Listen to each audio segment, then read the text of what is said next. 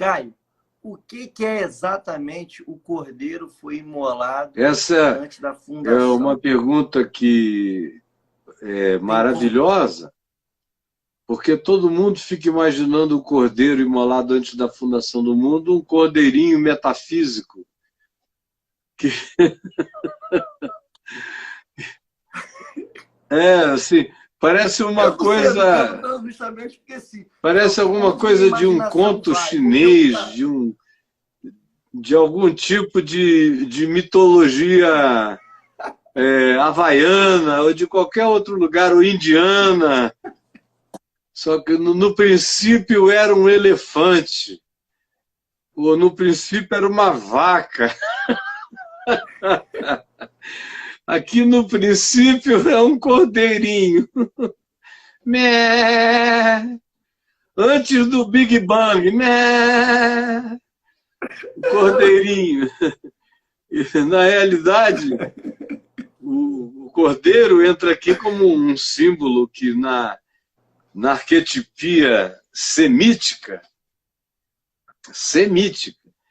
tinha uma força extraordinária. Na arquetipia bíblica, mais ainda.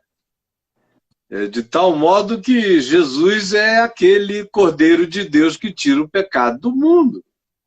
Então, a convergência disso, desde o Gênesis, quando homem e mulher são vestidos com peles de um animal ou de animais que foram imolados, você já começa a ter a simbolização e a construção arquetípica dessa ideia, que não tem nada a ver com animais, tem a ver com um significado de natureza imensurável.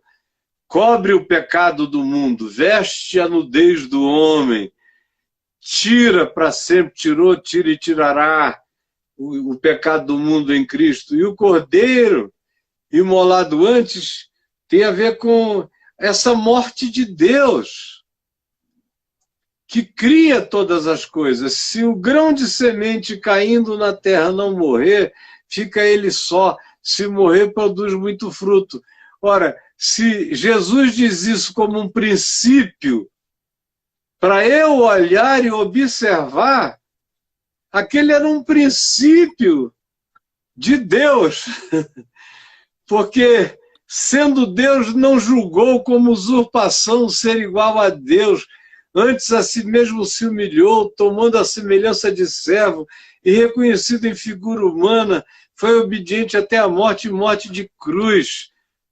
Ou seja, a morte de Deus é inevitável para que haja criação.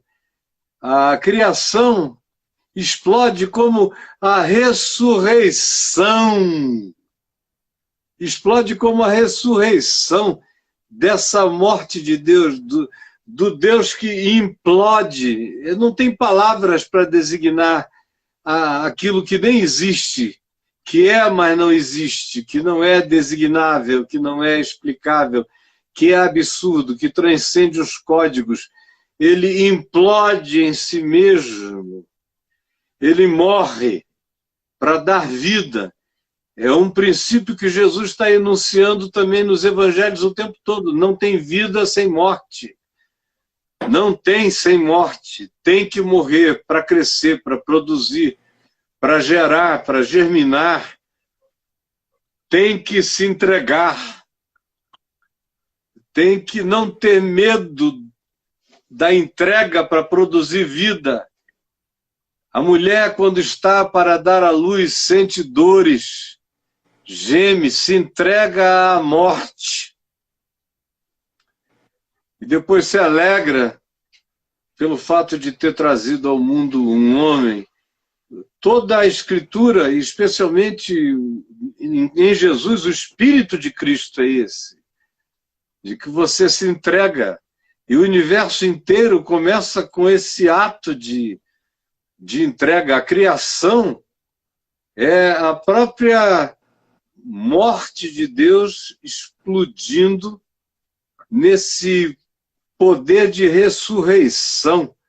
Em todas as direções é vida. É essa morte que produz como grão de trigo toda essa explosão de vida a partir dessa explicação tão simples de Jesus e que serve para a gente entender a partir da simplicidade como não existe criação sem entrega, sem morte, sem essa dor divina, sem esse parto divino, sem esse sacrifício divino. O universo é do tamanho da morte de Deus. E eu não estou falando só desse pequeno universo newtoniano que a gente estuda com telescópios. Eu estou falando dos multiversos e dos universos paralelos e de uma quantidade extraordinária de fenômenos que eu costumo chamar de esses fenômenos todos da criação que a Bíblia chama de acaso. A Bíblia chama de acaso. Eu chamo de liberdade fenomenológica da natureza, das coisas. É o acaso. É a liberdade dos fenômenos. Agora, se bateu na minha cabeça, desculpa aí. Não era a minha intenção. É apenas o exercício da liberdade natural, fenomenológica total. É livre-arbítrio da criação. E que pode acertar meu filho, pode me acertar, Caraca. pode acontecer. Na direção de qualquer um. Então, eu celebro o acaso. É um fenômeno da graça de Deus, da permissão de Deus, assim como eu celebro o livre-arbítrio. O acaso é o livre-arbítrio fenomenológico. Eu não tenho problema com nada, porque a filosofia de Jesus não mergulha em nenhuma metafísica buscando uma solução para o bem e para o mal.